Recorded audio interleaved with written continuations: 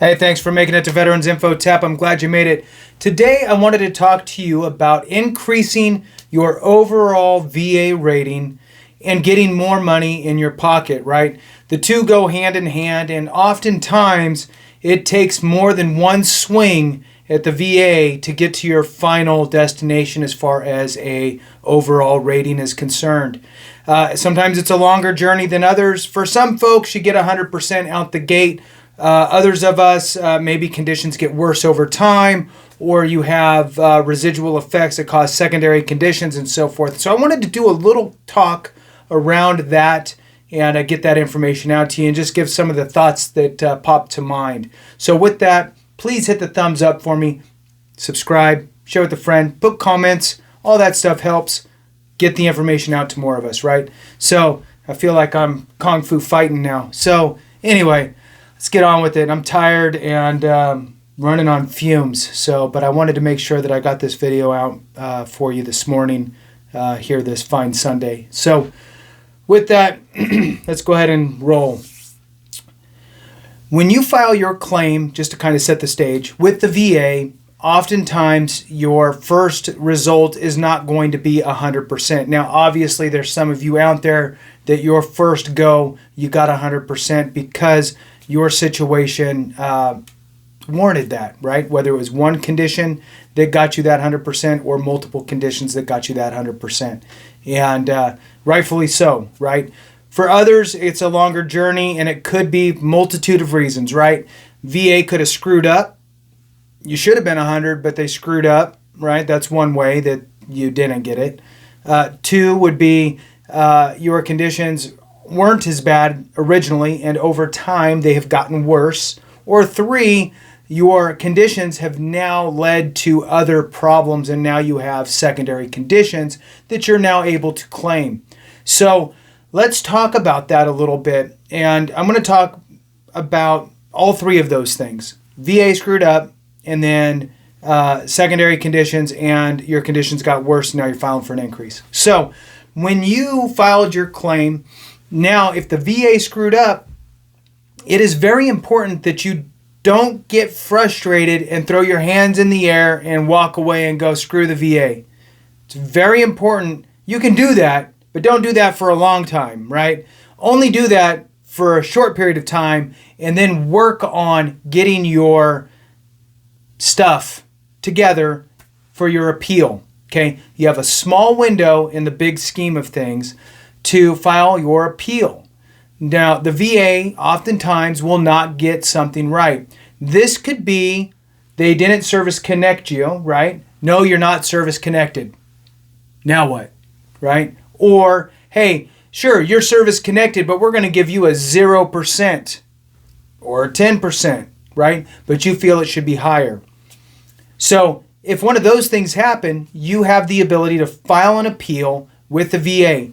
If all of your evidence was in there and there's really nothing else that you could supply and you feel as though they missed it somewhere, right? Shuffling through papers, they missed one that would have warranted you the results you were looking for, you could file an appeal as a higher level review, okay? Just somebody with a better set of eyes looking at your paperwork.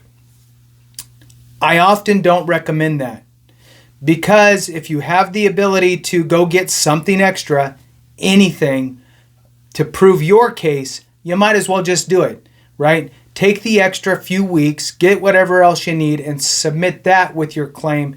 And submitting the additional evidence is what would be called a supplemental claim in the appeal process, okay? Now, the third avenue is really if they're missing something regarding the law or you feel like you'd just be better off shooting it over to the Board of Appeals and having a Veterans Law judge look at it. But those are your three courses of, your three courses you can go to combat that unfavorable decision from the VA. So your appeal gives you three options, right? Number one was the higher level review. Two was the supplemental claim. You're adding additional evidence. And three is pushing it to the board to have the Veterans Law judge look at it. And in that realm, you kind of have the same thing. just look at it. Here's some more information to look at. Is kind of your avenues with that. And you could also go in person. So anyway, now let's move that side aside, or move that piece aside. The next thing is you're going to look at your conditions have now gotten worse and you are looking to file for an increase. Filing for an increase is a little bit different than filing your claim for the first time. You are not having to prove the nexus at all because the VA is already conceded, even on a 0%, right? 0% are wins. Over time, that 0% could get worse. Now let's just say that your 0% condition has gotten worse. You do not need to prove to the VA that this was caused by or during or manifested during your time. You don't need to prove any of that anymore. All you're simply doing is showing that my condition has now gotten worse. Now, here it's really important to not just throw things against the wall, right? We all, not all of us, a lot of us tend to get a little trigger happy when we're trying to adjust our ratings upward. And just saying, hey, my condition's gotten worse, I want to, file for an increase on this because I think my rating's lower than what it should be. So I think that I should be able to get that rating higher. So I'm going to ask for an increase because I think I will get it granted. That is not the methodology you want to use, okay? Because you could, for example, if you had a 10 or a 30% or something, and there was a 0% option or a 10% option if you were at 30, just to say, and you went in thinking you should get 50, you could walk out with a 10. Okay, so it's very important that you play the chess game as the VA set the rules, not your own rules and not the rules you think that they're playing with. You need to look at their rule book. The rule book in this case is the schedule of ratings. Look at your condition in the schedule of ratings and read whatever it says for each rating that it assigns. So if your condition X is currently rated at 10%, then read it. Yes, you meet all those things, then cool, you know that you're at least a 10. Now read the next one up. Let's say it's a 30%, and you read all of that and you go, you know what, I meet all of those things too. Great. You have a good shot at getting 30%. Then read the next one. Let's say it's 50%. And you read everything that it says you have to have regarding that 50% rating for that condition. Let's say you don't meet everything. Okay, well, now you're probably not going to get 50. But you can get 30. Make sure you communicate everything you're reading there with your doctor. Have your doctor annotate it, put it in your records, whatever. Make sure that all that stuff is in there. So that way when you file for your increase, you'll get your medical evidence to back up everything that's needed for that 30% on the schedule of ratings.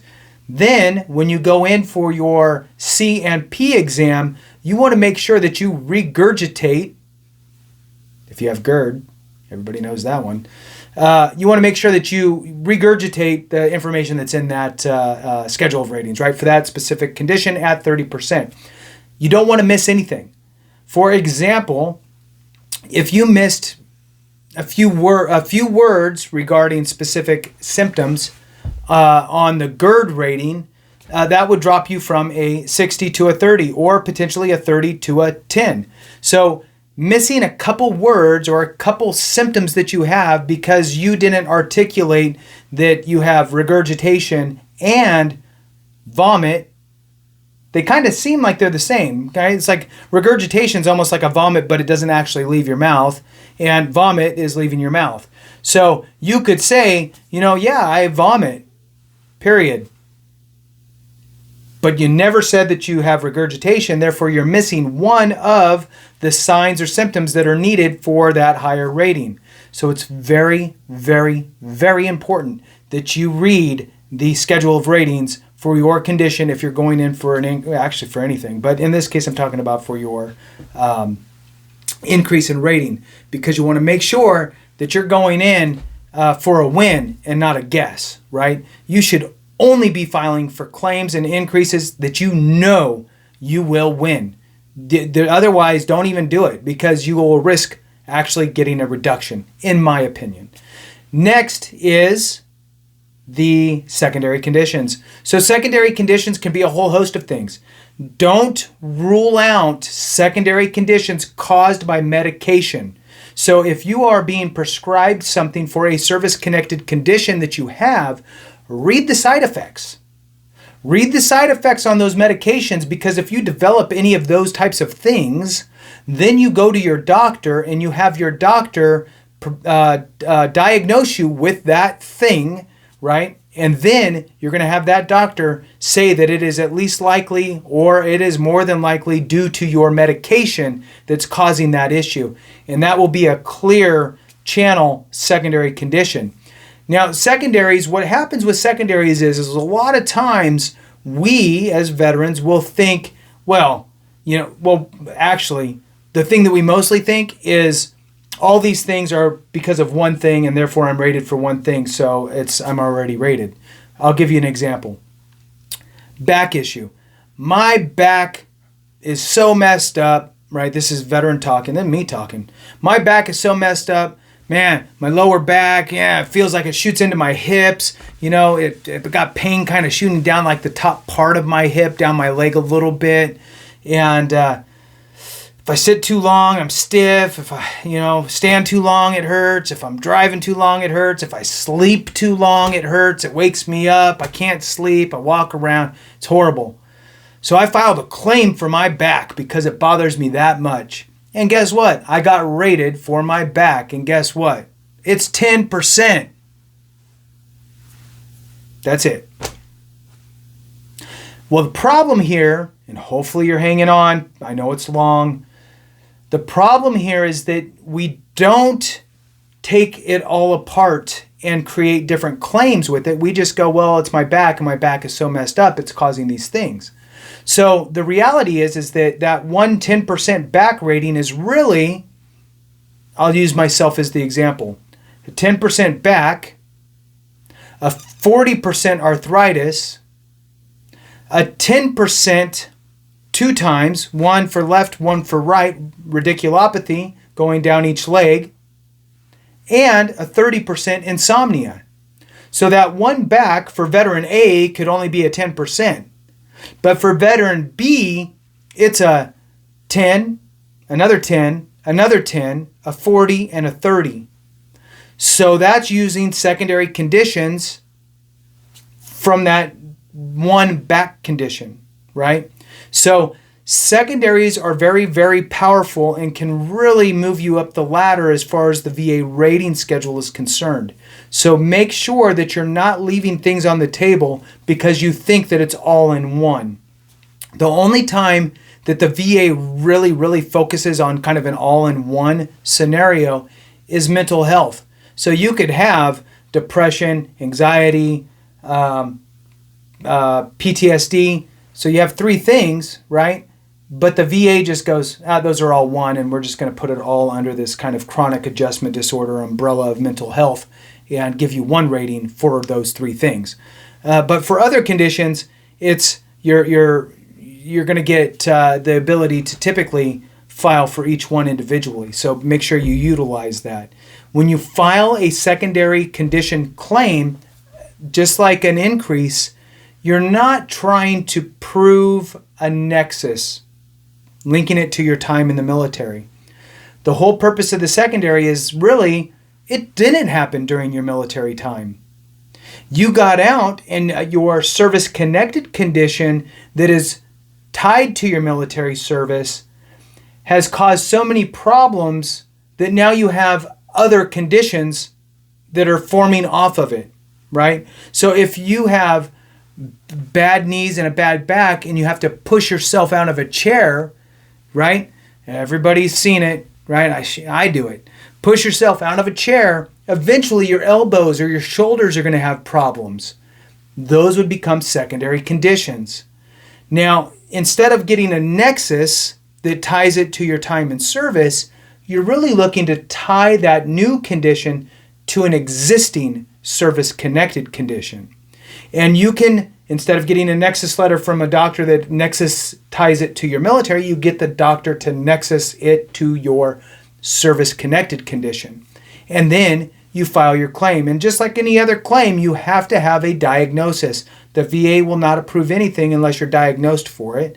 And for the most part, the VA is not in the business of diagnosing you for service connections. So you need to provide that yourself. So I know this was a long video, but hey, it's Sunday, and I want to give you something to chew on. So thanks so much. I appreciate you. We'll end it there. And remember, if we don't take care of each other, something went wrong.